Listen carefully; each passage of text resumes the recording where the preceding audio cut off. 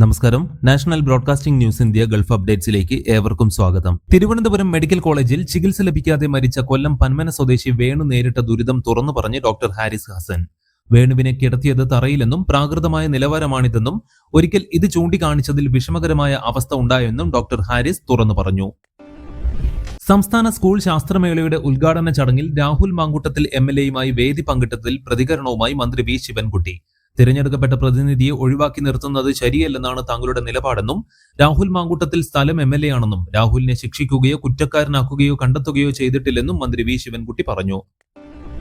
കുടുംബവാഴ്ചയിൽ Nehru കുടുംബത്തിനെതിരായ doctor Sasi തരൂരിന്റെ പരാമർശം തള്ളി മുതിർന്ന കോൺഗ്രസ് നേതാവ് പി.ജെ. കുര്യൻ.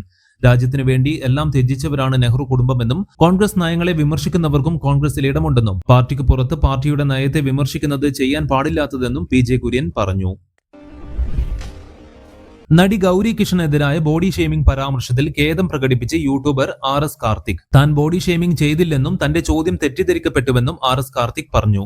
തന്റെ ചോദ്യം നടിയെ വേദനിപ്പിച്ചെങ്കിൽ ഖേദം പ്രകടിപ്പിക്കുന്നെന്നും ഖേദം പ്രകടിപ്പിച്ചുകൊണ്ട് വീഡിയോ പുറത്തുവിട്ടുകൊണ്ട് കാർത്തിക് വ്യക്തമാക്കി.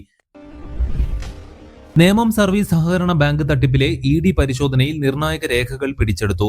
പണമിടപാട് സംബന്ധിച്ച രേഖകളും ഡിജിറ്റൽ തെളിവുകളുമാണ് പരിശോധനയിൽ കണ്ടെത്തിയത്. ബാങ്ക് മുൻ ഭരണസമിതിയും ജീവനക്കാരും ചേർന്ന് 100 കോടി രൂപയുടെ തട്ടിപ്പ് നടത്തിയെന്നാണ് EDയുടെ കണ്ടെത്തൽ. കൂടുതൽ വാർത്തകൾക്കായി കേൾക്കൂ national broadcasting news India updates.